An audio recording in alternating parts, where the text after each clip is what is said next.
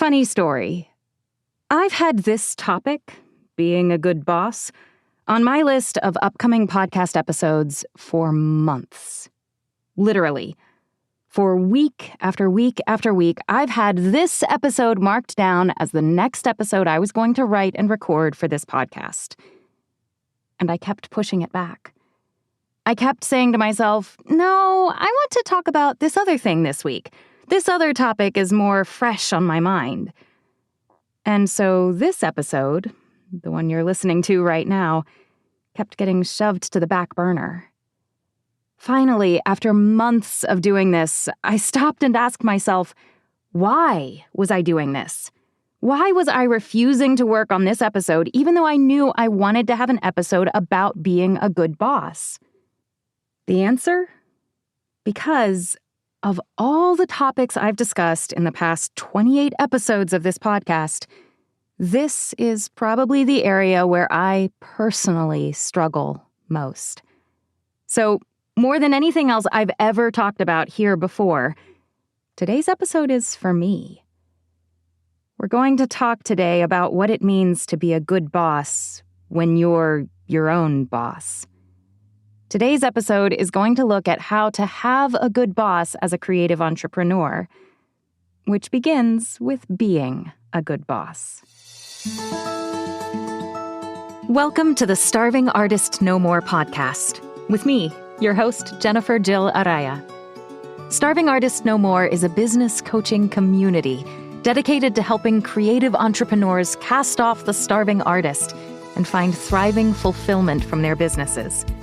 If you are a creative entrepreneur who wants more from your creative business, if you want to build a thriving business that truly meets your needs and fulfills you holistically, personally, creatively, and financially, if you want to move beyond the harmful starving artist stereotype into a place of abundance, joy, and fulfillment in your creative artistic work, then you're in the right place. I'm so glad you're here.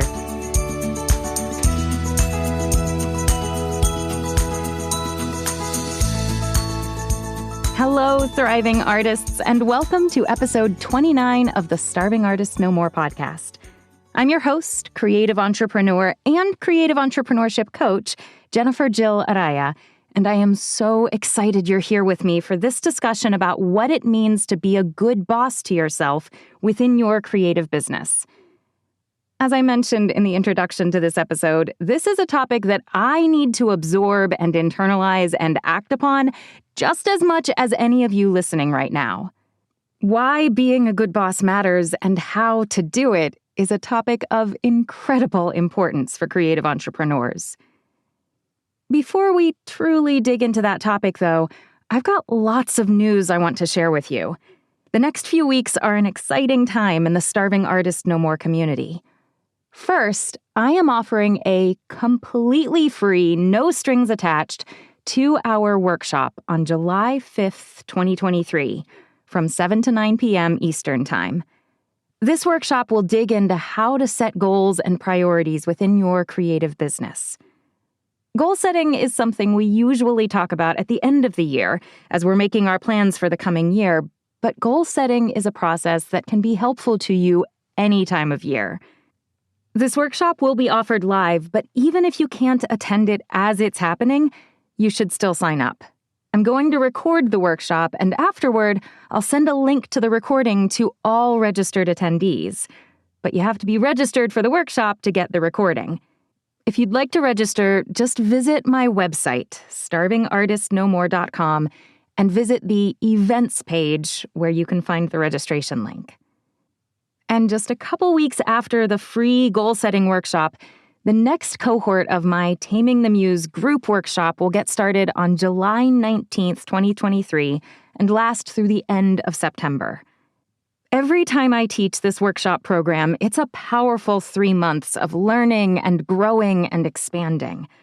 I love teaching this workshop and helping creative entrepreneurs as they figure out how they can build a creative business that truly works, one that supports them holistically, personally, creatively, and financially. And by going through this process in a group setting, everyone who participates benefits from the support and encouragement of those in the trenches with them. It's a powerful curriculum that I know can make a difference for you and your business. Registration is still open. To learn more about the group workshop or to register, just visit my website, starvingartistnomore.com.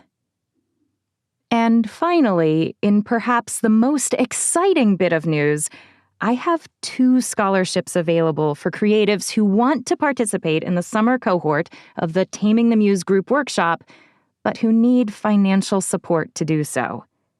If that description applies to you, then you should absolutely apply for one of the scholarships. The scholarship will cover 75% of the cost of the Taming the Muse workshop for whichever workshop package you choose. To get more information or to apply for the scholarship, visit my website, starvingartistnomore.com, and the scholarship information is found on the events page. I will also include a link to the scholarship application directly in the show notes for this episode. The scholarship application is due at 11:59 p.m. Pacific Time on Sunday, July 9th, 2023. So if you're wanting to apply, don't delay. Submit your scholarship application right away. As always, if you are listening to this episode in the future and all of these events and dates have passed, I encourage you to still visit my website, starvingartistnomore.com. I'll always keep my website, especially that events page, updated with information about the events, workshops, and courses I have available. Who knows? Maybe I've got an event or a course that will cover the exact topic you're interested in. That website address was starvingartistnomore.com. Okay, that's the news I have to share today. I am so excited about all 3 of these items. That free evening workshop on July 5th, the new group workshop cohort that will get underway on July 19th, and that scholarship that I have for that summer group workshop that I just had to share them with you in today's episode. But now it's time to turn to the main topic of our discussion: being a good boss. Understanding what it means to be a good boss is super important for creative entrepreneurs because most creative entrepreneurs are their own bosses. The very nature of a creative business means that you, the creative, are the one calling the shots and making the decisions about what specific tasks those who are working in your business need to do. You're the boss. And you're also an employee. Yes, you're the boss and you're calling the shots, but you're also one of the ones working in the business. Maybe even the only one working in the business. Many artist business owners are solopreneurs, meaning they are the sole person working in their businesses. Many artist business owners do have helpers, perhaps a contractor or 2 who take care of specific tasks related to their business, or maybe even a part-time executive assistant who helps with some of the administrative tasks within the business. But even for artists who do have those contractors or assistants working with and for them, essentially most artists are doing this creative entrepreneurship thing by themselves. They are essentially solo entrepreneurs, solopreneurs. And if that's the case for you, like it is for so many who work in creative and artistic industries, then you are your own boss. You are the boss in your business, and the main employee that your boss self is managing is yourself. You are both working in your business, doing the day-to-day work of producing the product that your business sells, and you are working on your business, handling the larger, long-term planning and task management duties within your business, the kind of work that CEOs do. For any employee working in any business, the nature of their relationship with their boss will play an important role in how much fulfillment they derive, or don't derive, from their work. And even though you are both boss and employee in this metaphor, the truth of that statement doesn't change. Being intentional about being a good boss to your employee self will make a huge difference in how much fulfillment you derive from your creative work. What are some of the characteristics of a good boss? In preparation for this episode, I looked up descriptions of what makes a good manager or a good boss on a bunch of different business management forums, and I found a few commonalities. Almost every list I found of the characteristics of a good manager included these 5 things. 1. Good bosses are honest about the current state of the business. They know what the business needs, and they have a plan for getting those tasks done. 2. Good bosses are honest about the strengths and weaknesses of their employees, and they're willing to delegate tasks away from themselves when needed. 3. Good bosses regularly check in with their employees so they know what's going on. They know what's going well and where the pain points are, and they are proactive about addressing any difficulties. 4. Good bosses are intentional about fostering the growth and professional development of their employees. Their employees are not just factories who check off tasks on a list. They care about their employees as people, and they do what is necessary to help their employees grow. And 5, finally, good bosses assign work that matches the skills, capacities, and passions of their employees. They ensure that the amount of work and the type of work they ask of their employees matches the employee's ability to deliver successfully. When I work with creative entrepreneurs, I often find that they aren't very good bosses to themselves. They don't ever take time to really think about the business side of their business, and they have no plan for helping their business thrive. They aren't realistic about the amount of work they can handle, so they accept way too much work or sometimes way too little. They aren't honest about their own strengths and weaknesses, and so they accept projects that aren't a good fit, either because they are scared that better projects aren't available, or because they haven't even taken the time to evaluate what projects are the right fit for them. They neglect their own ongoing growth and don't take time to intentionally develop their artistic skills. All of those tendencies would be bad enough, but so often I see artists who have turned these tendencies into habits. They have developed ingrained habits around being a bad boss to themselves, and sometimes they don't even realize they're doing it. A few years ago, that was me. And in all honesty, that's still sometimes me. I mentioned at the top of this episode that this is a topic I've been planning to talk about on this podcast for a really long time, but I kept pushing it aside and just not doing it. A little hint. Anytime that happens, you can guarantee that there's a deep mindset block keeping you from doing the thing you know you need to do. And for me, that mindset block was knowing that this episode would hit really close to home. Although I know what I should do, I am not always a good boss to myself. I often find myself falling into the bad habits and tendencies I just described. I know better, and I definitely do better than I used to as a result of some hard-won lessons. But at times, I still find it hard to really live up to those good boss characteristics. The year when I struggled the most with being a good boss to myself was 2021. In December of 2019, I did my year-end goal planning, like I always do, and I set really ambitious goals for myself in 2020. Despite the world upside-down nature of 2020 and the pandemic that happened, I actually achieved almost all of those business goals I'd set for myself. I was so excited about where my business was going and where my work was taking me. Come December of 2020, when it was time to make my strategic business plans for 2021, I was riding the high of a really good business year. So I charted a really ambitious path for myself. I picked 5 big goals in 5 main areas of my business, and I set up strategies for each of those areas. This wasn't all that unusual. Remember, I had set big ambitions in front of myself for 2020, and I'd had an incredible year. But in my goals for 2021, I went too far. Way too far. In those 2021 goals, I forgot that I am more than my business.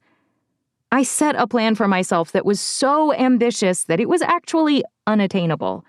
I didn't leave myself any time at all to take care of myself and of my relationships. I established strategies for my business that tied my every waking moment to my work. It was a tough time for me. For a while, I toiled away, straining to get everything done and grinding myself to a pulp with the hustle of desperately trying to keep up with the goals I had set for myself.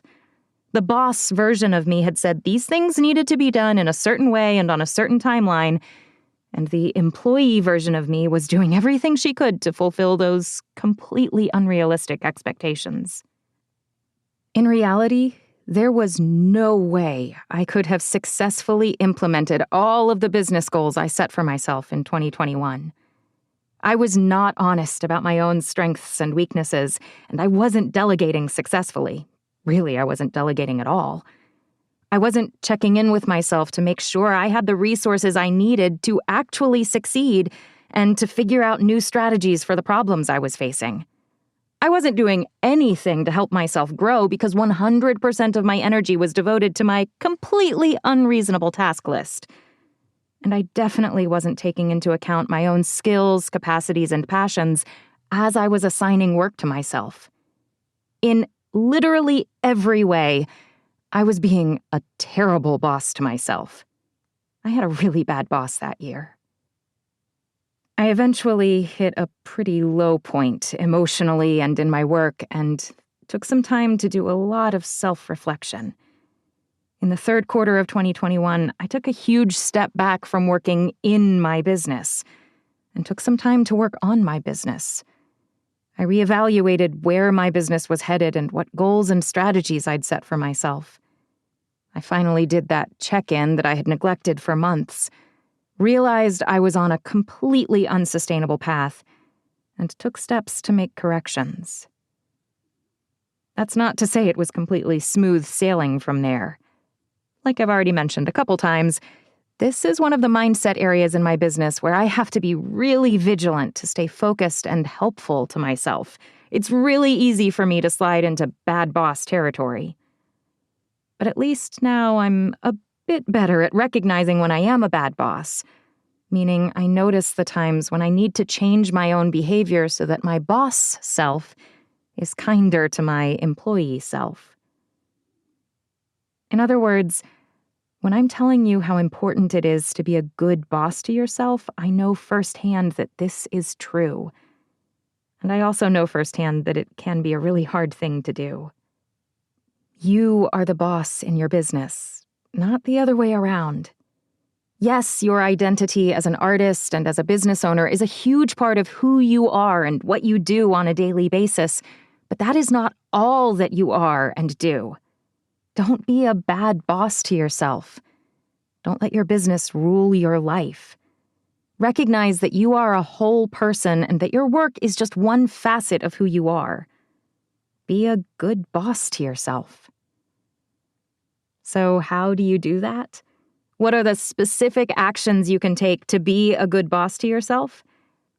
Well, the answer to that question lies in the list of characteristics of a good boss that I already mentioned. Let's look at those characteristics one by one.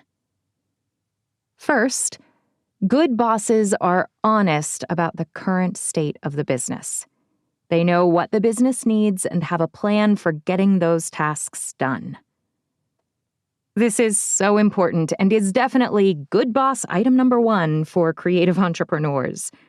This embodies the working on your business characteristic of what it means to be a good boss.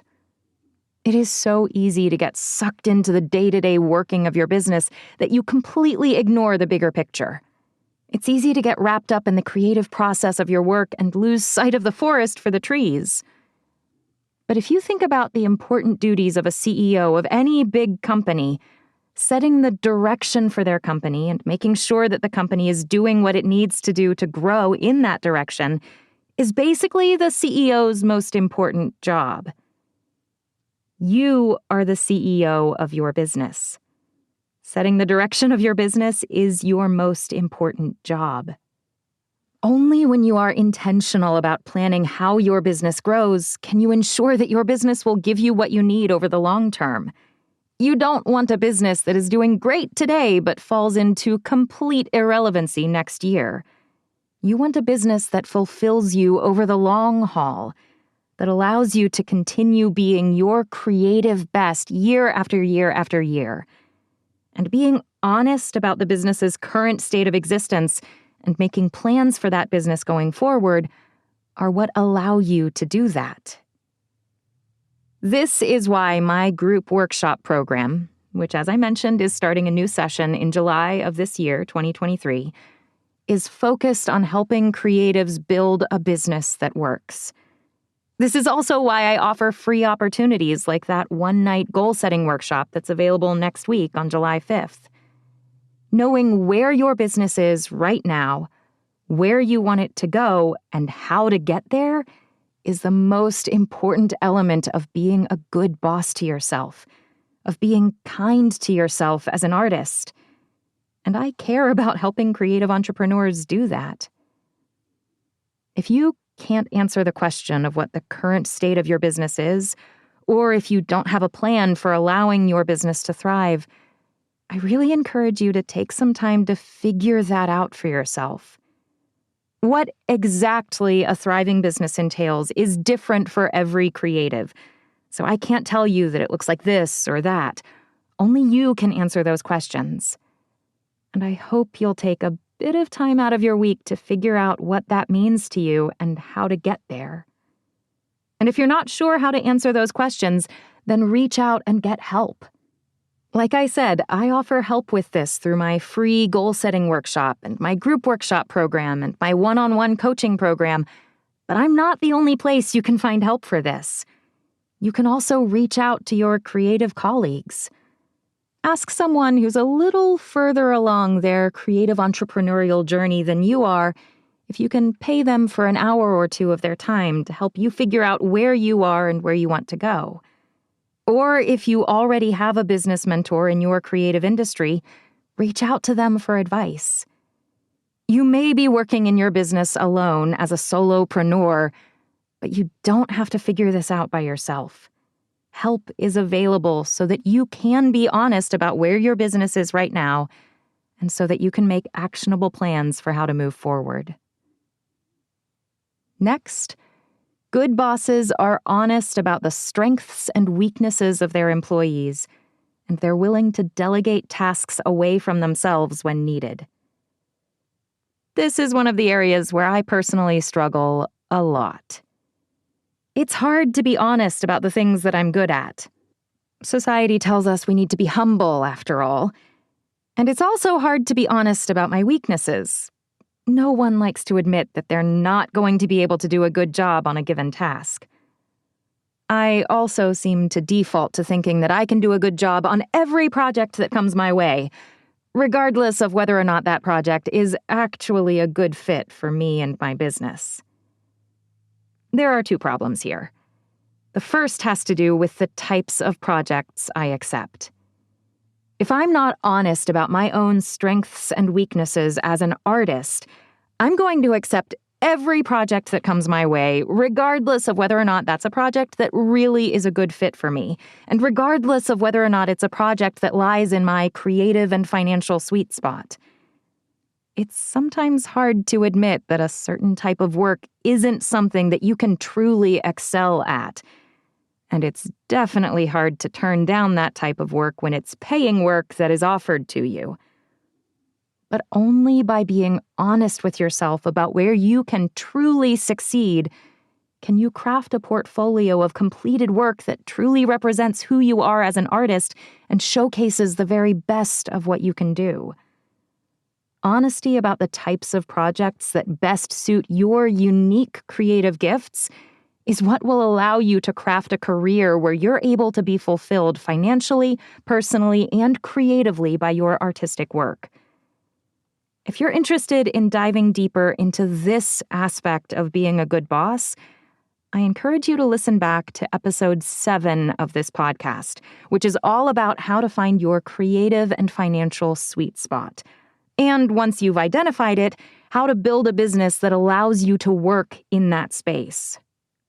Honesty about your strengths and weaknesses allows you to identify problems and tackle those barriers with an open mind.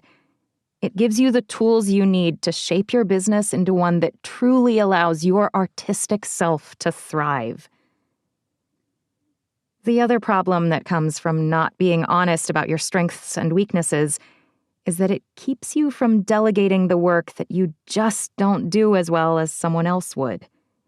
If you aren't honest with yourself about the things you can do well and the things you can't do as well, you'll default to thinking that you can do everything yourself and that you don't need anyone else's help. Nothing can be further from the truth. No matter how skilled you are in the business side of your business, or in the artistic and creative side of your business for that matter, you can't do everything and be everywhere all at once. You can't do it all on your own all of the time. Every entrepreneur needs help at some time and in some way. In my own journey as a creative entrepreneur, it was only once I recognized that there are tasks in my business that I can do extremely well and others that I can't do as well and where I need help, that my business started to become truly fulfilling for me. Once I gave myself the gift of that honesty, it allowed me to focus on what I can do best. I then found contractors who could help me with the things I can't do as well. If you're working on something in your business but keep hitting your head against the wall and just aren't able to complete this thing well, then that's a sign that this might be an area where you need to seek the help of someone else. You need someone else's help, someone else working in your business to get this thing done well. Outsourcing is definitely not the answer to every problem in your business, and probably not even the answer to most problems in your business. But it can make a huge difference if you use outsourcing strategically to supplement your weaknesses and highlight your strengths. In episode 22 of this podcast, I go into way more detail about how outsourcing can be used effectively in creative businesses, so check out that episode if you want more information. The third element of being a good boss to yourself is taking time to check in with your employee self to see how things are going. Good bosses regularly check in with their employees so they know what's going on. They know what's going well and where the pain points are, and they are proactive about addressing any difficulties. And since in your creative business you're both the boss and the employee, you need to take time to have those check-ins with yourself. If you worked for a large company, rather than being both the boss and the employee in your own creative enterprise, you would have check-ins. In the corporate environment, these meetings are often called one-on-one meetings, or just one-on-ones. My husband Arturo is the team lead of a software development team in a Fortune 500 company, and he has one-on-one meetings with the other engineers on his team so that he can stay aware of what's going on with each member of the team, where they're excelling and where they need some support, and so he can make sure they're getting access to the resources they need to get their work done well. And he also has one-on-one meetings with his boss, where his boss does the same for him. Since you're your own boss, it's important that you take time to have those check-ins with yourself. I've mentioned before that I set aside a little bit of time every other week, for me it's usually on Fridays, to take a step back from the day-to-day work of my business. I take time to evaluate how things are going. What's working? What's not? What is causing problems, and how do those problems need to be addressed? These check-ins make all the difference for me. I'm able to identify problems at the outset and take steps to address them right away rather than letting them fester. These check-ins help keep my business humming along smoothly. If I had been doing these check-ins with myself back in 2021, when I set such huge and unattainable goals for myself, I would have realized right away that there was a problem and would have been able to make corrections, rather than limping along and feeling like a failure for 8 months before finally recognizing the need for a change. I encourage you to make a habit of taking a little time each week or every other week or at least every month to check in with yourself and with your business. Review what's happened in the period of time since your last check-in and take a step away from the nitty-gritty to look at the big picture. What went well? What didn't go so well? What do you want to keep doing? What do you want to change? And what resources do you need going forward? Take time off from working in your business and doing the in-the-weeds tasks your business requires, and allow yourself to work on your business, evaluating the current state of affairs and developing strategies for moving forward. Just a little bit of checking in, if it's done on a regular basis, can go a long way toward heading off those little problems before they become gigantic barriers. Next, good bosses are intentional about fostering the growth and professional development of their employees. Their employees are not just factories who check off tasks on a list. They care about their employees as people, and they do what is necessary to help their employees grow. If you remember back to episode 16 of this podcast, when I discussed the 6 components of a thriving creative business, you'll remember that one of the necessary elements for your creative business to succeed over the long term, whatever that term means to you, is a plan for your ongoing creative growth. If you're not growing and evolving and maturing as an artist, your creative business isn't going to be able to thrive over the long term. Your artistic growth is essential for your business growth. In the corporate world, good bosses will allow their employees time to complete job training and enrichment experiences.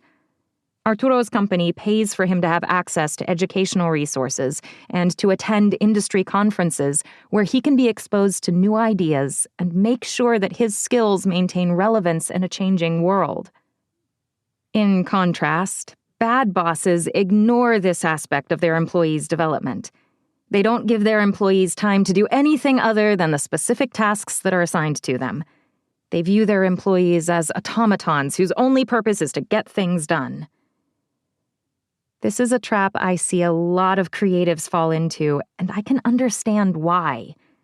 Especially if you love the work that you're doing, and most artists do, it's tempting to get completely heads down in that work and focus on nothing other than the creative projects you've got before you. You'll go from one project to the next with no time to breathe in between, focused only on the artistic work. But doing the same thing day in and day out sells yourself short, even if that's a thing that you love and are truly passionate about. Give yourself a chance to learn and try something new. Allow yourself to grow artistically. What you need to grow artistically is unique to you, and it will change over time. It might mean things like going to the art museum and soaking yourself in the creative work you see there. Or it can mean spending time trying out a creative medium you've never tried before, not caring how good or bad you are in this new creative medium, but instead savoring the experience of trying something new. Perhaps you will grow by taking a walk in nature and allowing yourself to get lost in the incredible creativity and resourcefulness of the natural world. Or maybe what you need most is to take workshops and masterclasses, getting expert guidance in how to grow your craft. Whatever ongoing artistic growth means to you, being a good boss means giving yourself time to engage in it. You are not static. Your art is not static. Give yourself the space and the permission to mature in your creativity. Finally, good bosses assign work that matches the skills, capacities, and passions of their employees.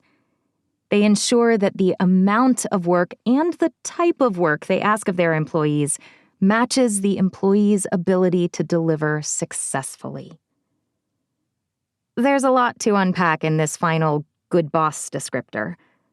Let's begin by looking at just part of that statement. Good bosses assign work that matches the skills and passions of their employees.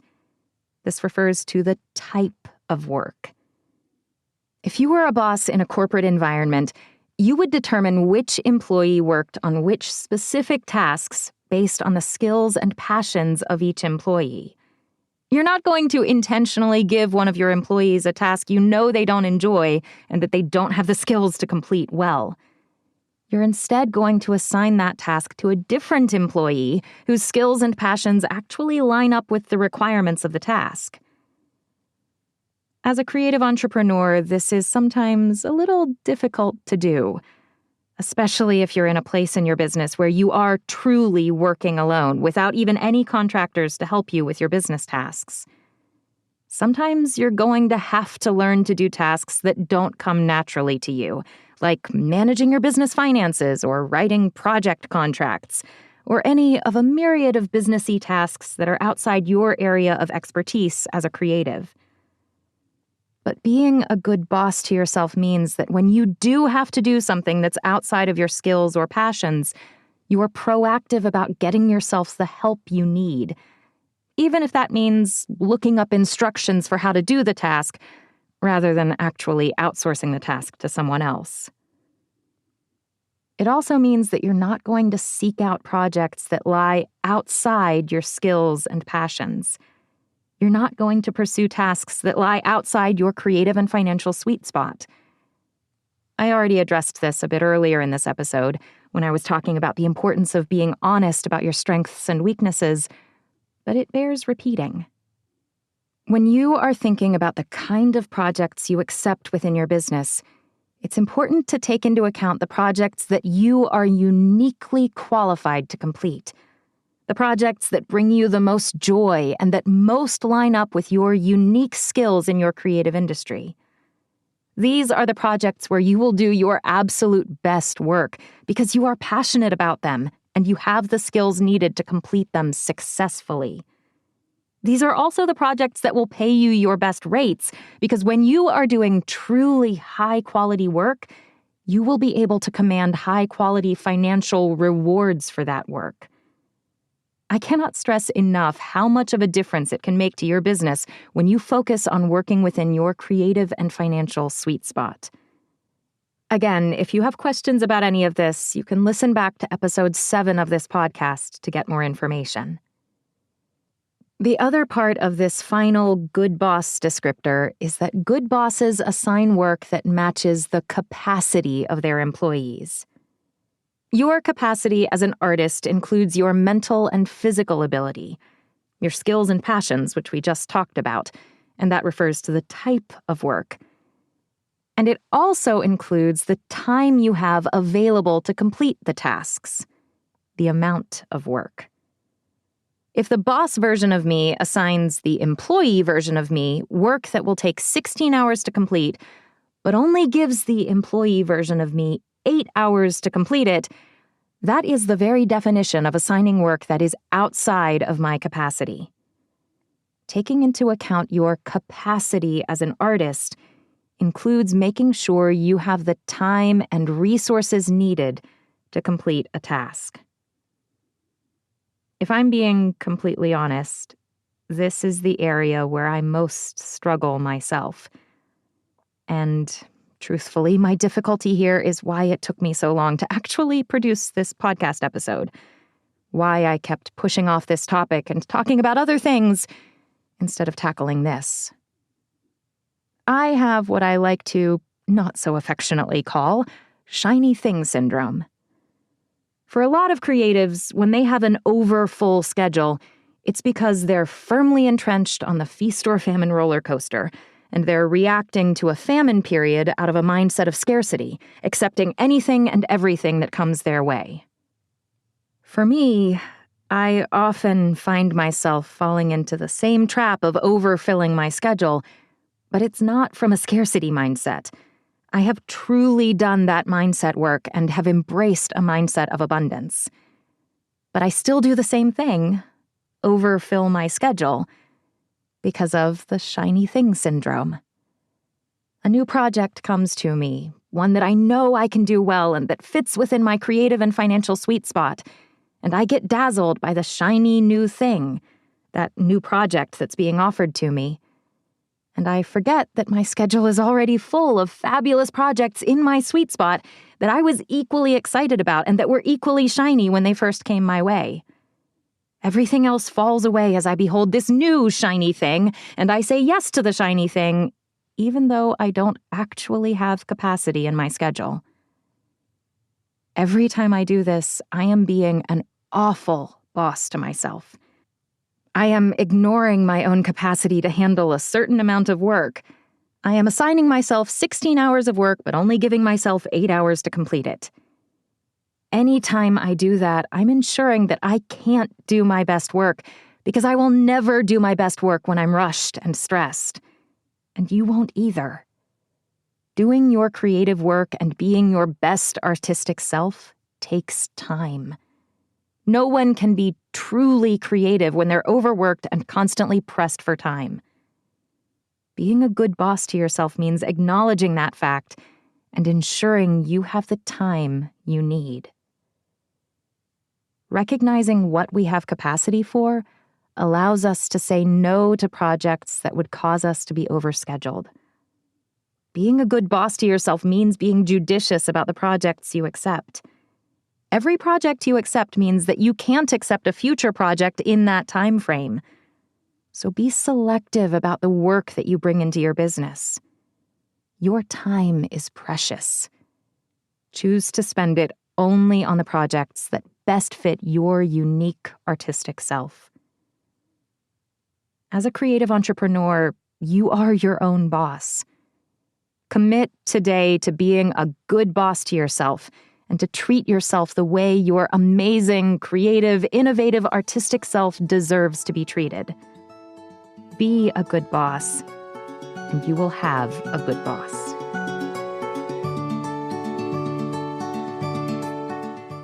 Thank you so much for being with me today for this discussion of what it means to be a good boss within the context of a creative business. I hope you enjoyed the conversation and that it gave you some things to think about over the coming week. If that's the case, I would love for you to let me know. You can reach out to me via my website, starvingartistnomore.com. If you'd like to work with me, or if you're interested in any of the learning opportunities I mentioned at the top of this episode, the one-night free goal-setting workshop on July 5th, the summer group workshop cohort starting on July 19th, or the Muse Scholarship, you can get all of that information on my website as well.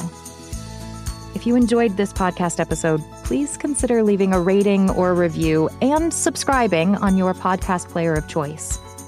Ratings, reviews, and subscriptions are part of how new listeners find new podcasts, and they really do help. And if you know a fellow creative entrepreneur who you think might be interested in this episode or any episode of this podcast, please pass it along to them. Sharing is caring. I want to send a huge thank you to my husband and audio engineer extraordinaire, Arturo Araya, who makes sure this podcast sounds good when you listen to it, and who allows me to use his experiences as an employee as examples in my creative entrepreneurship coaching, like I did several times in today's episode. This week, I hope you'll allow the things we've talked about today to inform how the boss version of you treats the employee version of you. Be honest about the state of your business and search for the solutions you need proactively so little problems don't become giant roadblocks. Be honest about your strengths and weaknesses and get help when you need to. Check in with yourself so that you know what's working well and where you need help. Give yourself time to engage in ongoing growth so that you can continue to evolve and mature in your artistic work. And only accept work that aligns with your skills, capacities, and passions. I can't wait to see what you create.